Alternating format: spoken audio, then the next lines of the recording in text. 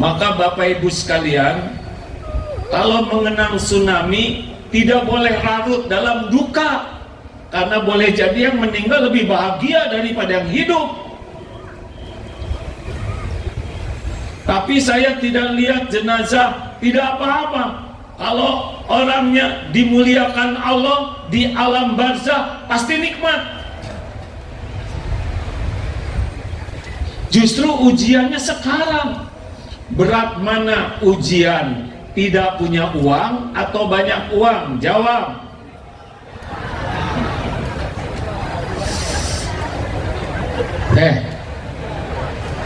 Berat mana ujian kesusahan atau kesenangan? Ini jawabannya nggak jelas, ujian sekali bagi saya ya. Naik pesawat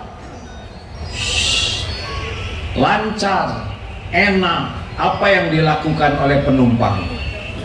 Tidur, nonton video, dengar musik, main game, ngemil. Sedikit yang zikir walaupun umroh. Tapi pesawatnya tiba-tiba ada goyang. Apa yang dilakukan penumpang? Ya Allah, semuanya zikir. Termasuk yang tidak pernah zikir sekalipun. Mana yang Allah sukai? Lupa ke Allah atau ingat ke Allah? Fadhkurullaha katsiran la'allakum tuflihun. Jadi mana berat ujiannya, waktu ada tsunami atau sekarang?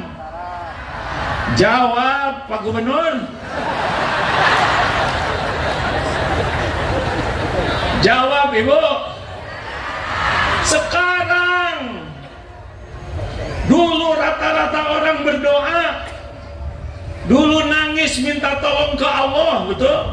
Ya Allah, di mana anak saya, di mana? Terus Allah, Allah, Allah.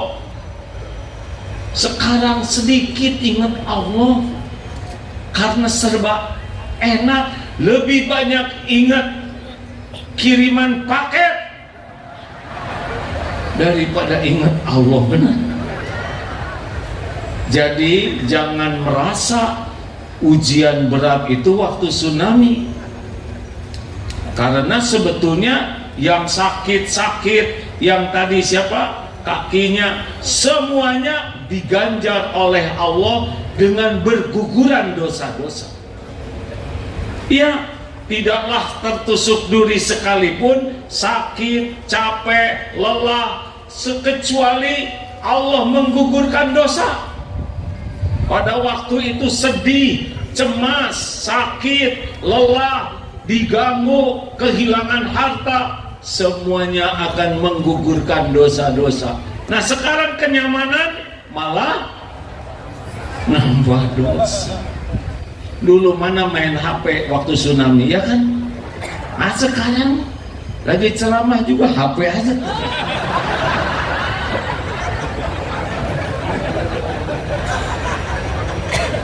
Sudah cukup segitu enggak nih?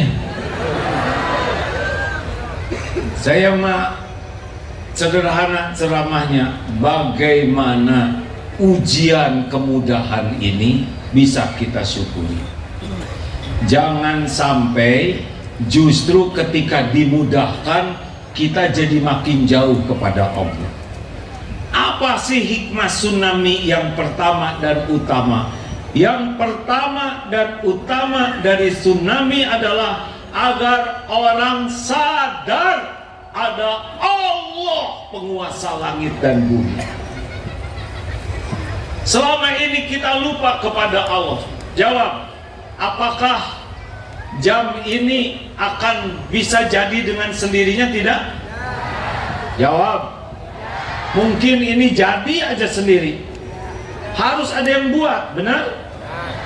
Apakah meja ini bisa jadi dengan sendirinya? Kayu tiba-tiba berlubang jadi begini? Tidak, pasti ada yang buat. Apakah tenda ini jadi dengan sendirinya? Apakah masjid Baitur Rahman tiba-tiba jadi dengan sendirinya? pasti ada yang buat. Apalagi kita yang rumit, manusia, dunia, gunung, langit, matahari, semuanya ada yang membuat. Siapa? Allah. Ini yang terpenting dari tsunami. Seberapa hebat kita ingat Allah, seberapa yakin kita kepada Allah. Bahagia di dunia ini dan bahagia di akhirat kuncinya hanya dua. Bu, Ma, pegawai negeri, siapa? Nah, jenderal dulu. Udah, kita udah nunggu berjam-jam nih. Yang lain duduk ya. Ini giliran saya nih. Wah, saya jadi lupa tadi ngomong apa. Hah? Ada dua. Kunci bahagia itu dua. Bahagia bukan karena banyak harta. Bahagia bukan karena punya jabatan tinggi. Bahagia bukan karena banyak followers. Bahagia bukan karena gagah perkasa. Bahagia itu cuma dua kuncinya. Satu, iman.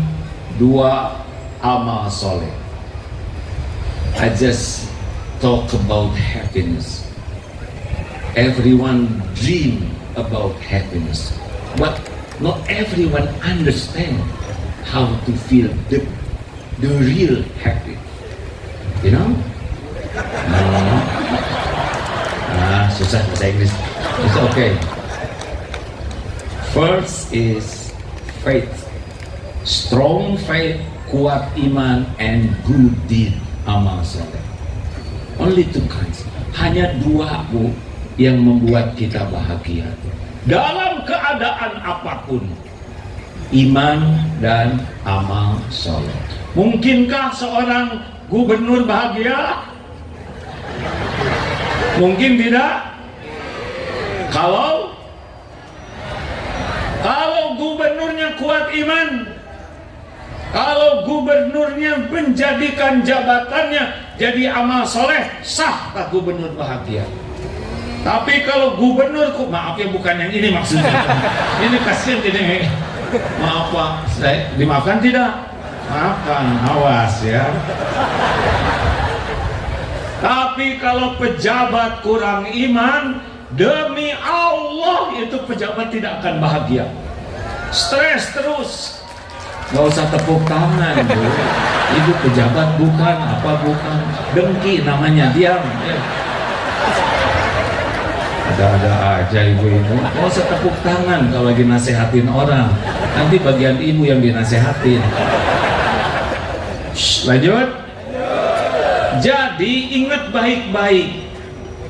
Kita kalau mau bahagia dalam ujian kepahitan, dalam ujian kesenangan, sakit, sehat, dihina, dipuji, diturunkan, diangkat, semua ini sama bagi orang yang beriman. Karena hidup ini ujian. Belum punya suami? Ujian. Sudah punya suami? Kenapa makin keras bicaranya? Berarti lebih berat sekarang. Bapak-bapak, Pak, belum punya istri? Sudah punya istri? Lebih histeris, lebih berat berarti. Ujian hadirin. Maka supaya lulus ujian, kuncinya dua. Iman tingkatkan, jadikan amal soleh. Jadi kalau ibu bapak kurang bahagia, artinya apa? Jawab. Kurang mantap. Jawab. Dan kurang